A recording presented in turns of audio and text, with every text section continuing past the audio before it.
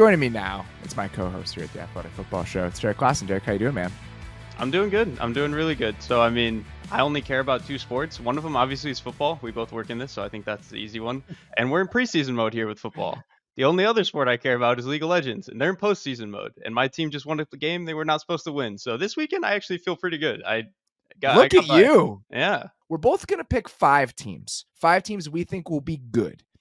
But the little twist on this is that we're also going to have to pick 2 teams that are slated to win fewer than 7 games this season.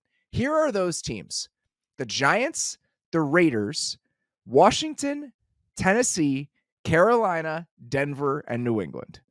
We're doing this for 2 reasons. 1, more teams means that it's going to be competitive longer into the season. It's going to be closer, ideally, as we get a little bit deeper in, and one of us is going to be winning by like 5 to 7 games with 3 weeks to go. 2, it's disgusting to have to pick one of these teams, and I really want us to have to agonize about choosing which of these 2 we want to have to ride with the whole season. So there are layers to this, but I do think it's going to add a fun little wrinkle to this year's version.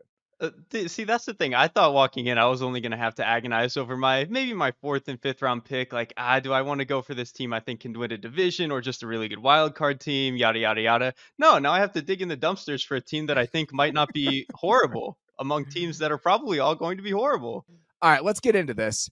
I gave you the choice earlier today about how you wanted to approach this. I said you could have the number 1 pick in the normal draft with the good teams, or you could have the number 1 pick in the awful draft with the bad teams. You elected to have the number 1 pick among the good teams. What is the thinking behind that? I looked at all of the bad teams and said, you know what? I'm just going to kind of let the chips fall where they may there. If I don't get my pick of the litter on those, that's completely fine. I would much rather have who I think is the best team in the league. And so that was pretty much the thinking behind it. That's fair. For me, I actually was happy that you did this because I feel... I was gonna say I feel like there's a bigger separation in my mind between the good bad teams and the bad teams. Maybe that's hubris that will come back to bite me. But I think that the separation at the top with the good teams, like I think there's 4 of them clustered together that I would be okay with. So I don't mind that you chose this direction. I'm actually pretty happy about it.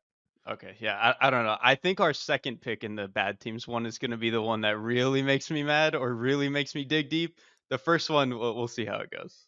There's just no good answer. We'll talk about when we get there. There's no good answer. All right, you wanted the number 1 pick in the good teams draft. You get it. Who is your number 1 pick? The Kansas City Chiefs. I'm going to take Patrick Mahomes. Shocker. Yeah, Patrick Mahomes against the universe. How crazy is that? And honestly, none of like You're taking the best quarterback in the league when he has a top 5 defense and a bunch of new receivers and a decent offensive line. Shocking. I can't believe that you're going this route. The 2-time defending Super Bowl champions. And that's the thing, the quality of some of these preseason clips we've seen where Xavier Worthy is running wide open and Pat is hitting him and Pat is doing all this behind the back stuff. I could have never seen any of that and I still would have said the Chiefs because it's Patrick Mahomes. Oh, and they've won 2 Super Bowls in a row. Like all this other stuff where it actually kind of looks good already and kind of looks nice and promising. That's just the cherry on top. Like that's just the finisher. I would have done this either way. Yeah, as you should have. Again, the defense part of this is what does it for me. The fact that now we have proof that they have one of the best defenses in the league and the best player in the league and a top 5 play caller in the league, like all these things point to the Chiefs being the correct decision here. So when I seeded this to you, I knew that I was essentially giving away the Kansas City Chiefs in this exercise. And I was okay with that. You know, you're new here. I'm trying to be generous in how I'm handling this stuff. So this is this is a timeline I was willing to live with. So I'll be honest with you. When I was looking at the number 2 pick, I was between a couple teams. And I'm going to take the San Francisco 49ers because I just think that the heights of that offense and what they're capable of, we're recording this before we know what's going to happen with Brandon Ayuk. It does feel like there's a little bit of bad vibes potential with this Niners team. And that's part of why I was a little hesitant about this. But at the same time, I just think that what they've done year in and year out and the juggernaut potential of what they are on offense, combined with, even if you think they're going to take a small step back on defense, we both believe they're going to be a top 10 unit on that side of the ball. So this isn't the most interesting pick, but I do think that it feels like the safest second pick, even if there is some unrealized downside potential that there maybe might not have been over the last couple years. If it makes you feel better, that's who I was gonna pick if I had the second Okay. pick. All So right. yeah, Okay, good. for Okay, good. and honestly, everything you said would have been like copy paste what I was gonna say. They feel like the safest, despite some of how questionable some of the vibes are. Like you have Super Bowl hangover, you have the whole Ayuk situation. Trent Williams has been holding out, which will solve itself, but is still like And McCaffrey's hurt. Again, it's I don't want to say the team I was choosing between, but like it was closer than I expected it to be when I started looking at the list given all of this stuff, but we're a year removed from them being a historically efficient offense. And it's not like those guys aren't coming back. There are some lingering questions about when we'll see them and at what capacity, but Ayuk is really the only one. And at this point, I just expect him to be back. And he's in a contract year. Even if he's a little bit ruffled, there's still a ton of incentive for him to play well this year. So I think that they inevitably figure it out, even with a new defensive coordinator, even with some of these questions. It's just the bet I feel best making here. and that's the thing, like, we talked about it on the defense show. Maybe the defense ends up closer to, like, 10th, 11th, 13th, something like that this year. Not quite the top 5, top 7 peaks they've been. Okay, well, the offense is, like, locked into top 4 so long as they have most of their guys healthy. So, Yeah, they'll score 30 exactly. points a game. Exactly. It's probably fine.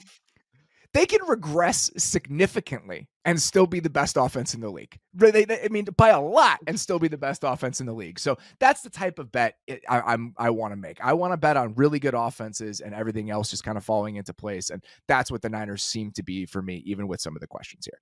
All right. This is when it gets interesting, though, because I think you could go a lot of different directions here, or a few different directions here.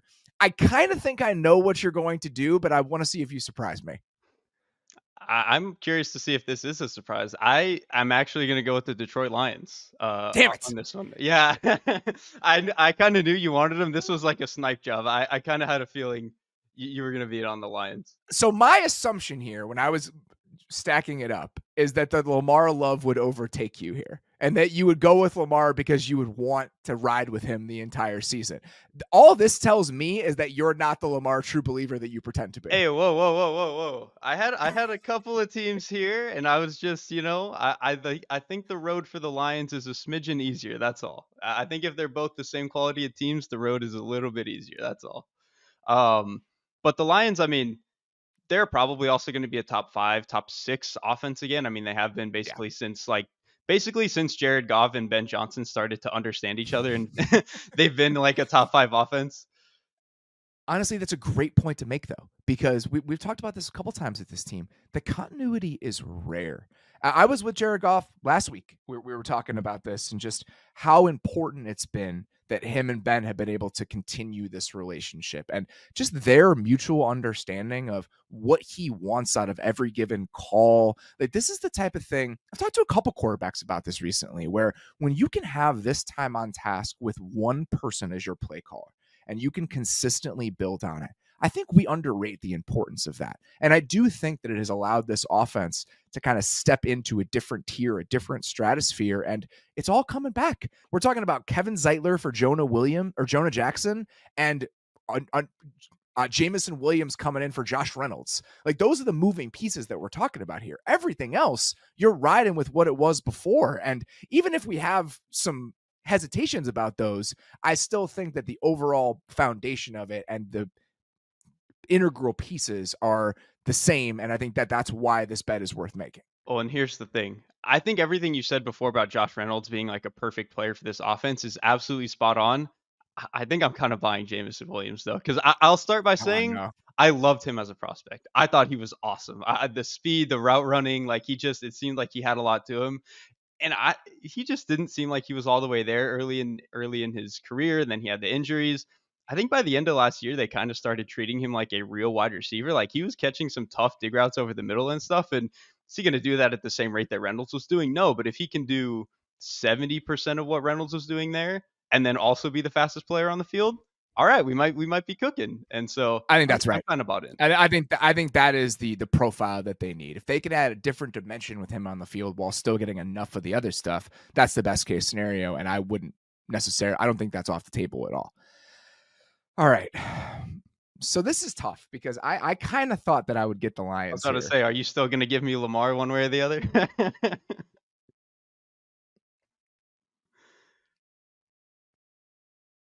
Yes, I'm gonna go with the Texans. Oh, okay. I mean, that's who I had. It was if you didn't take him, I was gonna take him. So I mean, I get it. I don't really have a good reason for why I'm doing this. I think it's just I feel like they could be one of the teams this year. Like when every year there's like one team that takes that huge step forward and just kind of everything falls into place and they can win 12, 13 games. They play in a shitty division relatively to a lot of these other teams, even though they're playing a first place schedule. Division wise, of all the good teams in the league, I think you could make an argument they probably play in the weakest division. Like if you stacked up the top 10 in this list, I think they probably play in the weakest division of all of them. So I just think that they have a chance to be a high level offense with Stroud going into year 2. And I really like the promise of the defense. How did you like that Jalen Petrie pick in the preseason, by the way, with him playing down in the box? Have you seen his snap counts, by the way? No. He's been at slot corner or in the box on like 85% of his preseason snaps. Dude, you nailed that one. You nailed that one. Like, let's just put him. I got you. Just if he's gonna be a car crash merchant, let's go put him closer to it. Let's go let him do it. I'm a little bit worried that I'm just chasing like the shiny new thing here and that I should go with a defending MVP and a team that has shown an ability to be a top 1 defense. Even with Mike Macdonald going, they're still probably going to be a top 5 defense, but I just want to be on the Texans train, man. But that's the thing. How many head coach quarterback combos would you rather have than those two right now? Like regardless of the rest It's of the great way to frame any it. other It's roster, a great way like to frame it. like other than Pat and Andy, like you can almost start the argument right after that. And I think that's a great point, but also there's runway for so many of these young guys on this team. Like with that Stingley pick, and I don't want to be too intoxicated by one-off moments in the preseason, but you saw flashes of that last year from him. Will Anderson takes a step forward in year 2. Danielle Hunter is now on this team. Like, I'm in, man. Like Tank Dell can be even better than he was last year, potentially. The offensive line was a disaster. Like I do think that in the right scenario where everything falls into place for this team, like they could be the number 2 seed in the AFC. I do think that there's enough of a void in that conference specifically where that could potentially happen. I don't think that's crazy at all. That's why, like I said, if you didn't take him here, I was going to do it. So, all right. So so far you have the Chiefs and the Lions, right? Yep. And I have the Niners and the Texans. Yep. Okay. That leaves me Lamar. That leaves me Lamar. I get the best of both worlds. I really can't believe I'm letting you do this. This is a mistake from day one for me. I'm going to come back and regret this so bad. Maybe I'm getting away with crimes. This is so great for me. I basically, to me, there are like 6 or 7 teams that I was going to feel good about either way. But to me, there was a group of 4 where I kind of felt like I felt really good about them. And now I have all of them except for the Niners. So I feel pretty okay here. But the Ravens, man, it's really just the questions on defense that would hold them back from being a 13-win team or whatever. And, we talked about it on the defense show. I'm just not all that worried that it's going to be that big of a problem. Wait a second. It's just the questions on defense? And the offensive line. We're not going to mention the offensive line whatsoever? Okay, the offensive line is a problem. But, again, I'm going to Lamar pill myself and, look past that for the time being, even though that is definitely a concern and a problem I have with this team. But I'll Lamar pill myself for now. If it becomes a problem in September, I'm going to feel really bad about this bet. I don't want to mention the Ravens offensive line for the 14th podcast that we've done in a row so far this offseason. I do want to say Jeff Zaribek, who covers the Ravens for us, wrote about this last night, Saturday night. And it was a really good piece just about the considerations on both sides and why the Ravens think of themselves a certain way. Like there's a certain level of arrogance and we'll figure this out. We've done it before. And it's hard to argue with that. Like they probably deserve to think that way based on their history, but that doesn't mean that there's any less risk and any less writing on them being right about this. So I would go check that out. Jeff does a phenomenal job covering the Ravens for us. If you're a Ravens fan and don't read him, that would be very surprising. But even if you're not, I think it'll be a really good look on just how they're considering that whole situation. All right. This is where it becomes messy. Yes. I think you could make an argument that there's like a tier break after the Texans. Some people might say it's after the Ravens, but I clearly don't think that considering I took Houston first. Now, I think you got to start playing a little bit of game theory and trying to figure out, all right, who's playing who. Like this is when it actually starts to creep in. So I could pick the Packers, but they play the Texans and the Niners this year. Okay. I could pick the Dolphins. They also play the Texans and the Niners this year. Where I'm going with this is I'm going to take the Bengals. No, I don't think that's crazy. I think there were 2 teams here that based on schedule, I was like, I don't know if they're better than the other teams I have behind them, but based purely on schedule, I was gonna bump them up like a quarter of a tier, and the Bengals were That's why I did it. Yep. So if I didn't get the Ravens, I was going to go with the Bengals here to avoid the there are weeks where you just can't get a win. Right. Though after having done this last year, I didn't enjoy that whatsoever. So I'm trying to avoid that when possible. And the Bengals, they play the Ravens and the Chiefs. Like those are the good teams that the Bengals play this year. So I have no similar opponents when I'm looking at Cincinnati. So the fact that it was close, that's what was going to make the tiebreaker. And so even if I do think there are a couple teams that are probably better than them when you look at quality of the roster, that's why I felt okay doing this. 100%. And like if you have Joe Burrow, Jamar Chase, some of the other pieces like T. Higgins, and then you also have what is like a bottom 3 schedule in the NFL, they'll probably win at least 10 games, man. Like That's it. But the Joe Burrow injury thing, that's real. That Yeah, burned me last year. I think I took the Bengals first in this exercise last year, which in retrospect was just crazy. horrifying. But him getting hurt is a real thing. You have to consider that when you're picking this team. But I just think this offense has a chance to be like a top But 3 unit. don't you feel slightly better about that now that we've seen Jake Browning actually play not the worst football? And so if the schedule is going to Yeah, be I even worse, guess. but if the schedule is going to be even worse and he's played okay, it's like, okay, That's if true. Joe misses 5, it's not the end of the world here. That's true. But now he's coming into the season healthy for the first time in Yeah. God knows how long. So the fact that I did this after he had the calf injury last year is just one of the worst decisions I've ever made. It's just one of those things where it's like some team has to sneak up on us a little bit. And at this time last year, we had serious questions about what the Chiefs offense was going to look like. Those questions weren't unfounded, by the way. They had like real struggles over the course of the season. They weren't the number 1 seed in the AFC, but the defense was so good that it would have warranted picking the Chiefs first. But here, I just think that it's muddled enough in this range. And if you look at common opponent and you look at schedule, I do think that this might be the best bet here. Yeah. So you're up here at 7. Who you got? All right. So this to me, this whole tier, there are like 5 or 6 teams at this point that I think are mostly the same quality of team, but I'm going to pick the one that has the easiest schedule, the easiest road, and a team that, even if I have some questions, has basically always won in the regular season, and that's the Dallas Cowboys.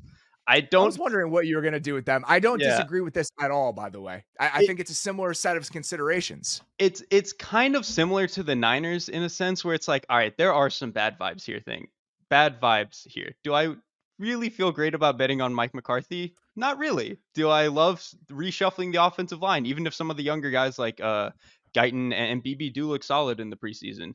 Do I feel great about where the defense is at? I don't know. They might fall off a little bit. But I don't know, man. You give me Dak Prescott and CeeDee Lamb, he's probably going to win double-digit games with a relatively soft schedule. It's not like a cakewalk like the Bengals, but it's not a tough schedule by any means.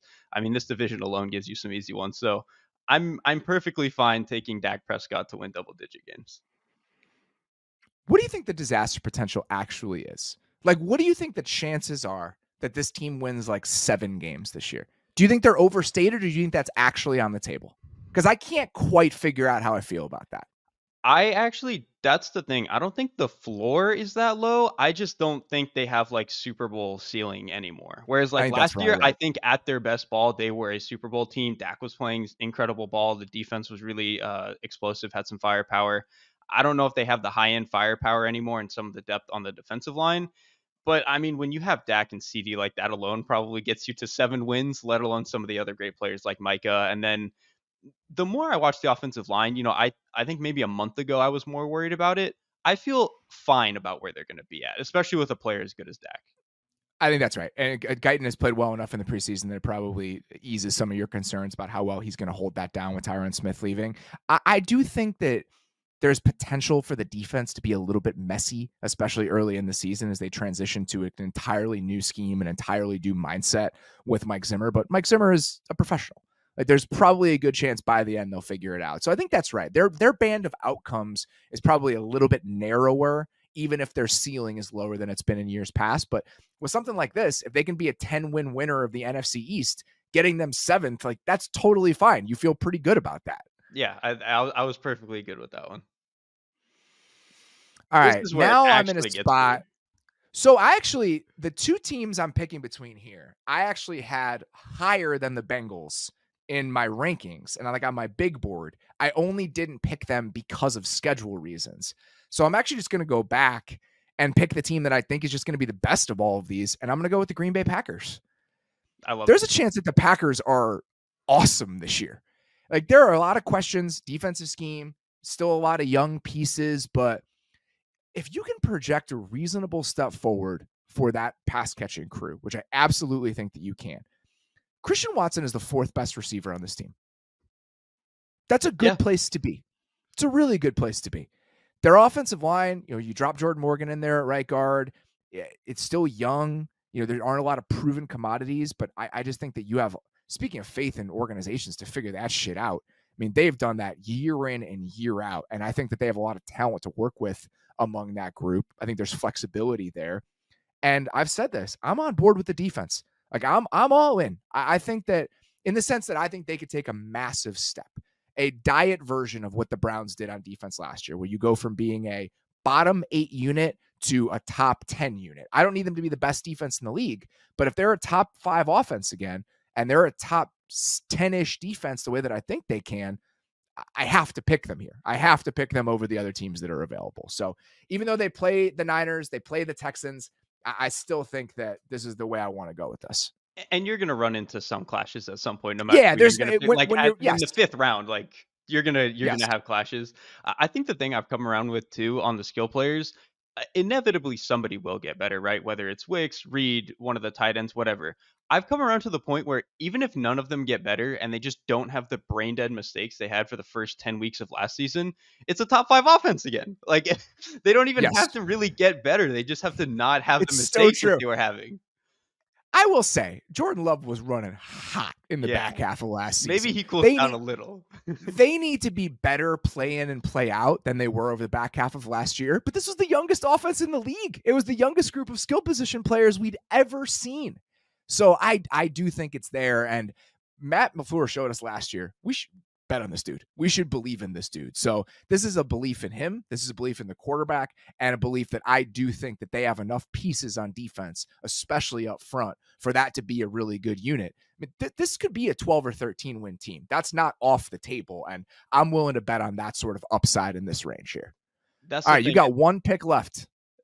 Really quickly, I think the Packers is probably the best high upside swing in this entire draft. Like I took the coward's way out with the Cowboys of like automatic free 10 wins. You might cash in 13 or 14 on this bet. I like That's it. also what you have to consider here, because inevitably this is going to creep into how you watch the season. Oh yeah. It is so much more fun to root on the Packers in year 2 of this awesome revitalization project than it is to root on the corpse of what the Cowboys were 2 years ago. So I'm very happy that that's how I get to divvy up my rooting interest over a 17 game schedule, even though I'm sure a lot of Bears fans would puke hearing that. All right. My last team. This is my last team, right? This is my 5th one. This So is I your can last kinda, team of the good okay. teams. I'm gonna talk about some of my the picks I was not making just so I can make it all make sense.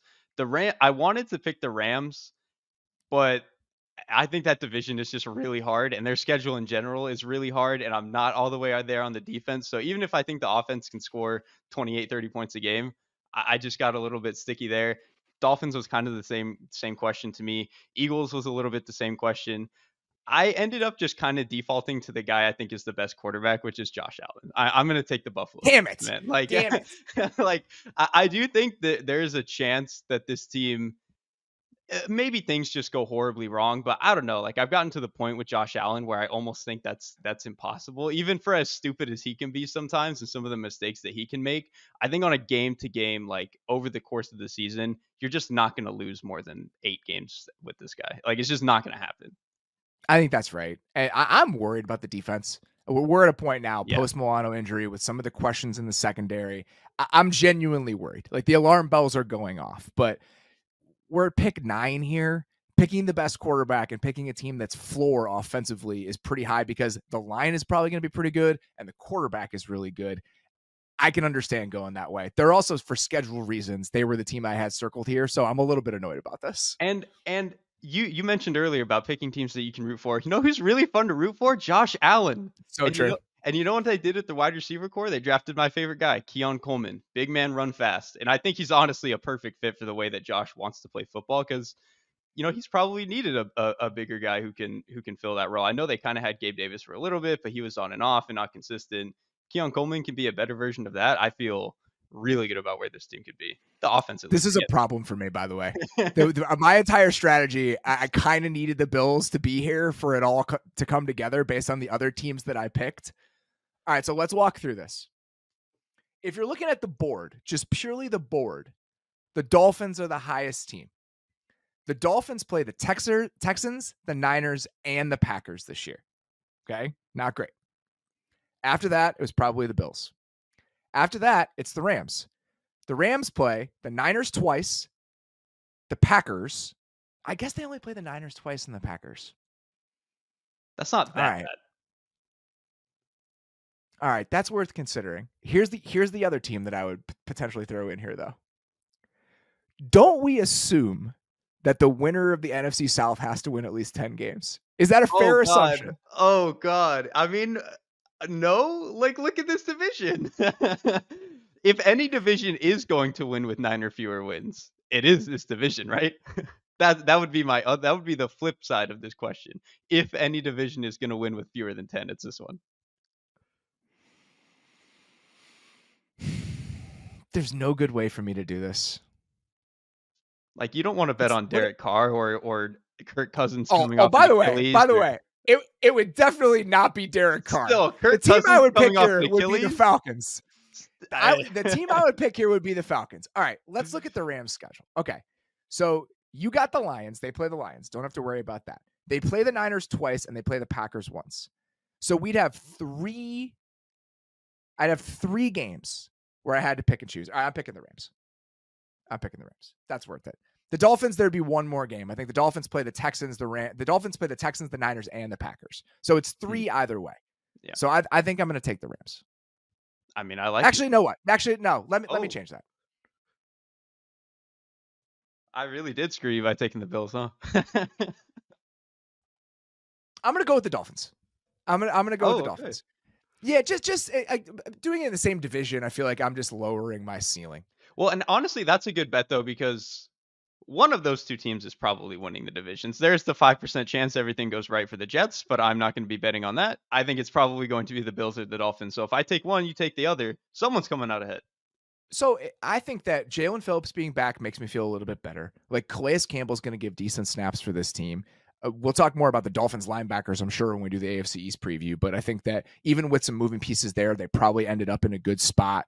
The secondary, I think Kendall Fuller, even though he's getting a little bit older, is still a solid player. Like they're piecing together that second safety spot with a bunch of like older dudes. Like it's Marcus May and Jordan Poyer. Let's figure it out. But I do think that they have enough on that side of the ball, combined with an offense that some of the stuff they're doing in the preseason, man, it's intriguing to me. Like what I love about this team is that even if they don't always get there because of personnel concerns, because of maybe some shortcomings with the quarterback, they know where they need to get better. They know where the weak points are. So them kind of trying to lean into some gap scheme runs, even in the preseason, I just have faith in what the plan is going to look like over the course of the regular season for this to be a top 5 adjacent offense. And you could probably say the same thing with the Rams. Like, I don't think that's wrong, but the Rams defense is just so young in so many of these spots. And again, I have the Niners and the Packers on the schedule already.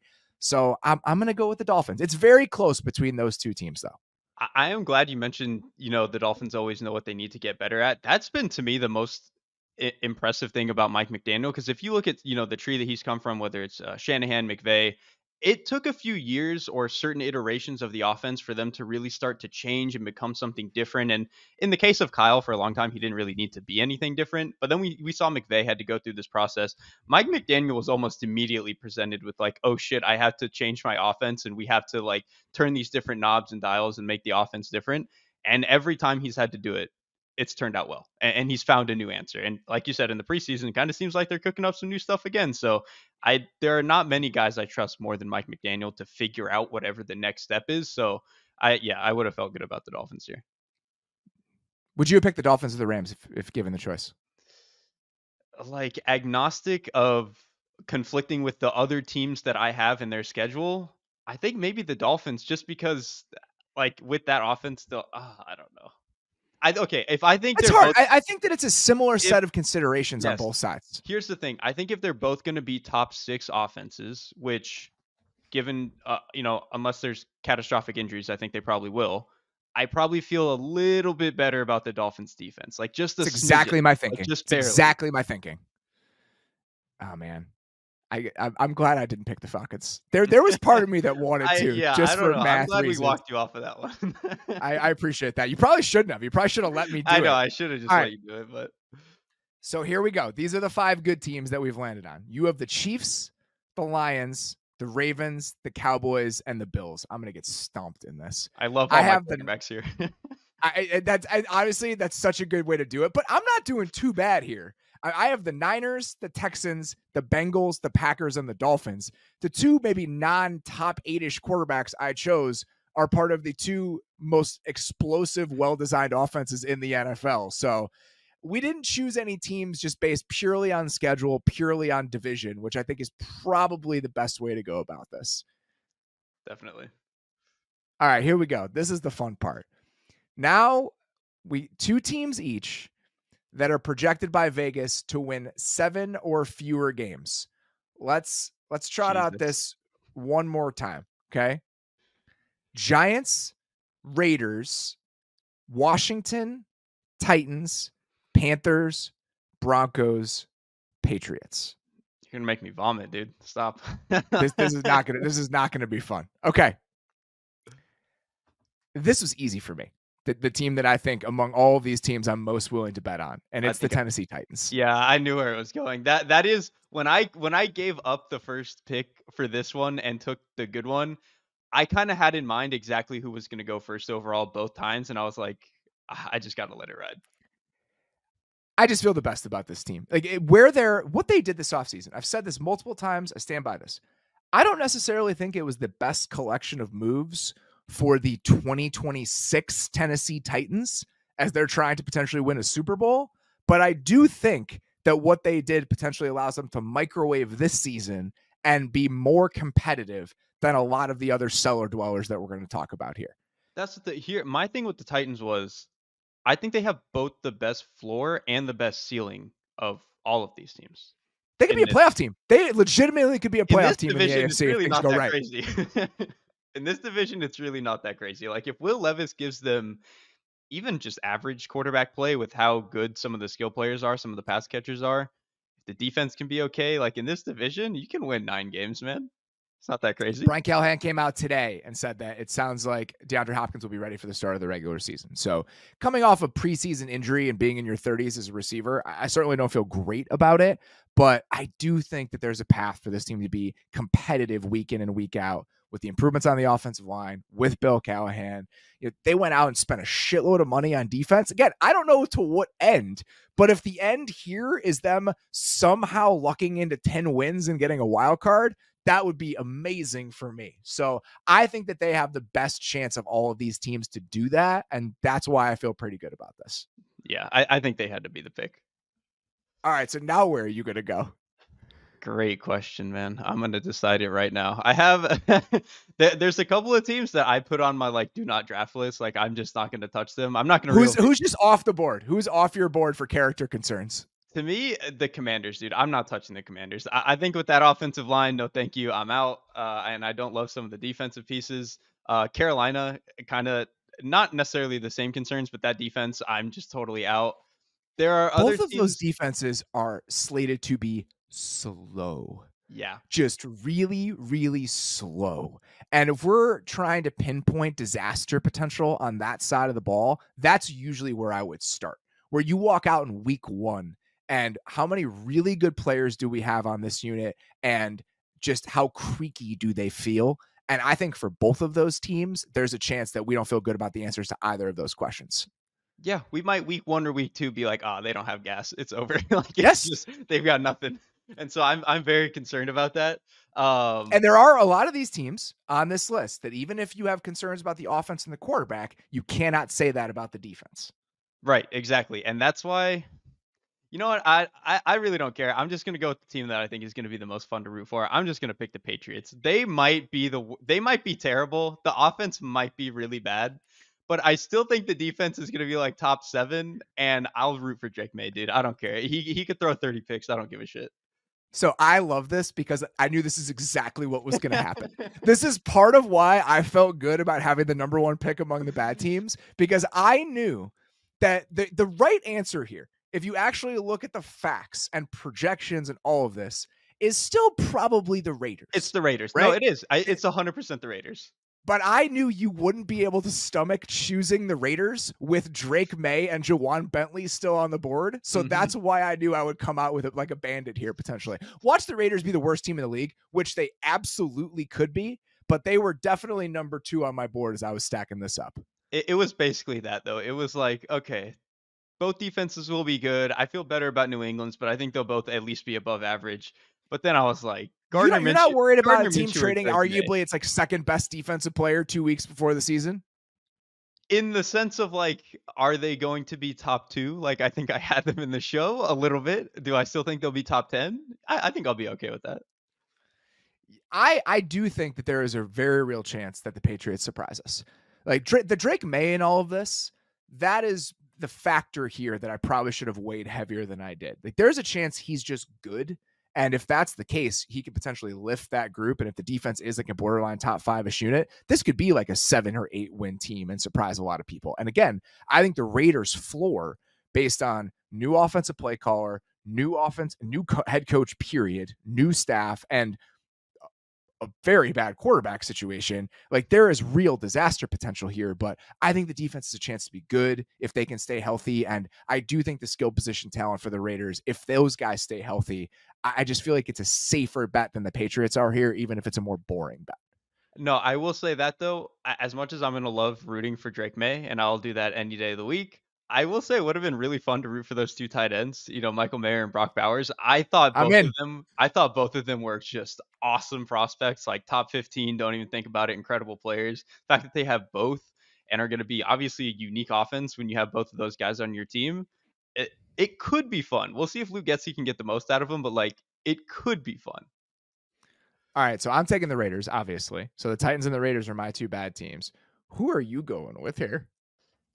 Honestly, This is bad. This is it's really bad. this is where it got bad because those were the only 3 teams I felt okay about. They were, when I did my little board here among these 7, those were the top 3 teams. It was Titans, Raiders, Patriots in that order. I was so glad I did not have to pick anything else because I Yeah. didn't feel good about any of the other teams that could be available. Yeah, I feel terrible here. I mean, I already talked to you about 2 of my other, do not drafts in the Commanders and the Panthers. I guess I'm gonna take the Giants, man. I mean, I feel terrible about it. Like this secondary has a bunch of fake players outside of Deontay Banks. They lost their best one in Xavier McKinney.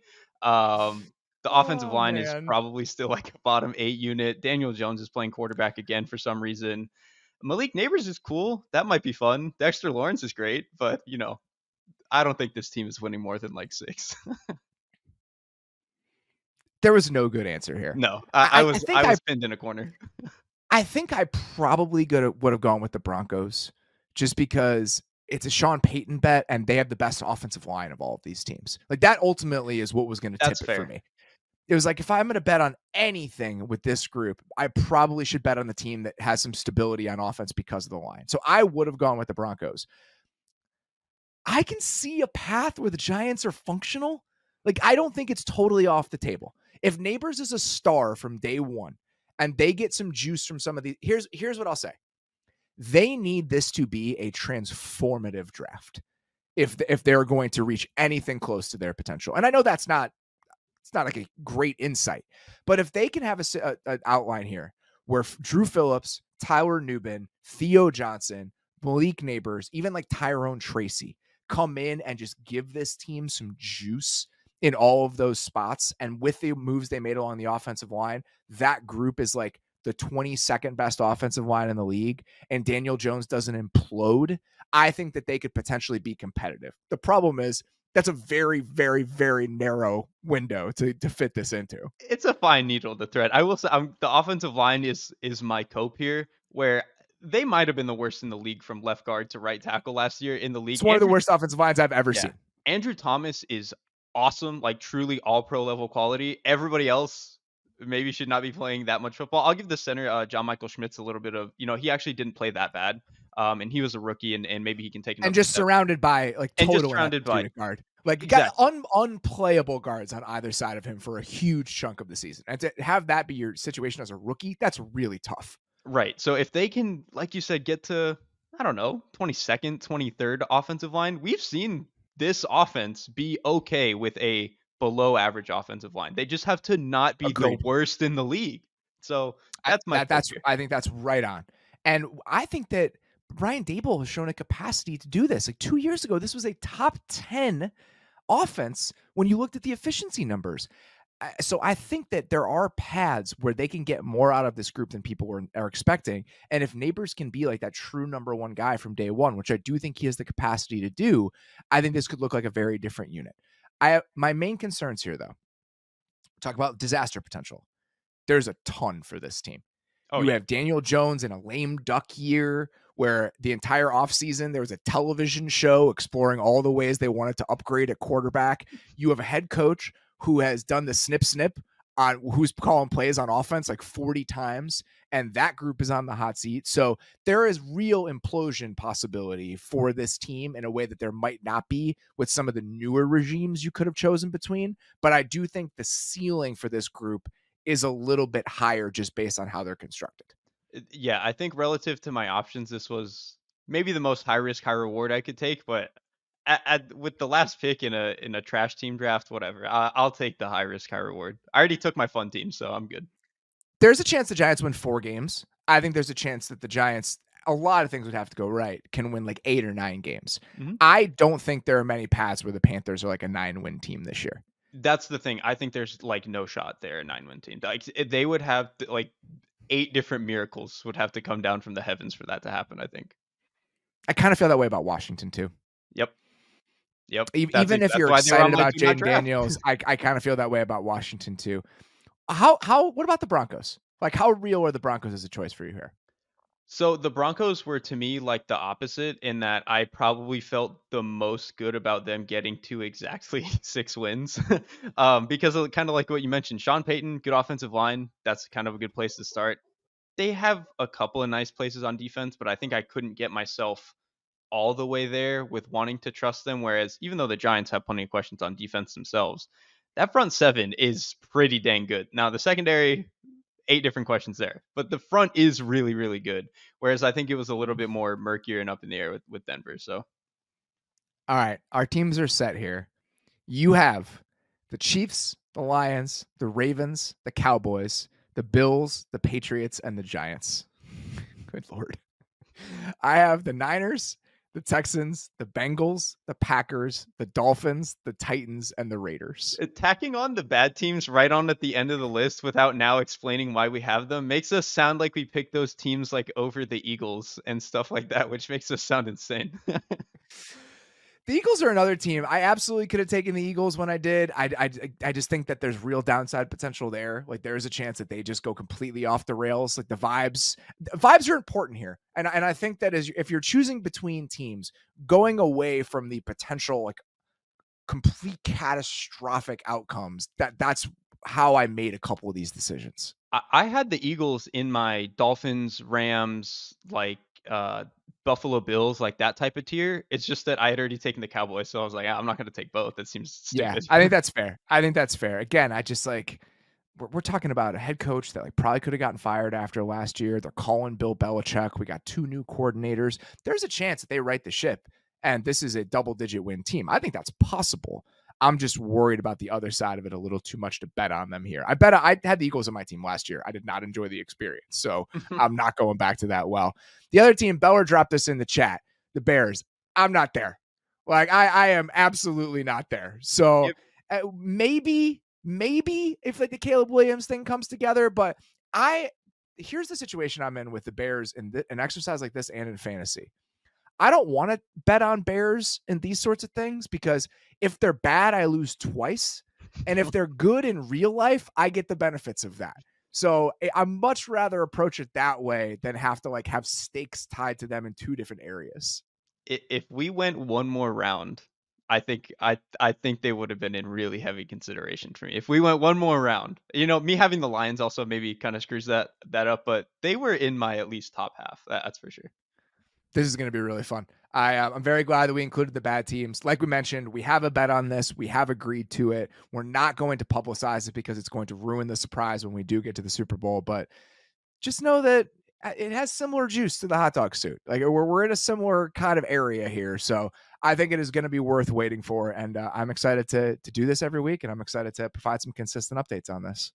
Yeah, I'm gonna be sweating every week. I'm not usually a betting man. I don't do much As fan I'm deals or not any of that either. other So stuff. So this is the one thing I'm gonna get my juice from. So I really got to redeem myself after what happened last year. I guarantee you it won't happen, but I'm willing to live with it.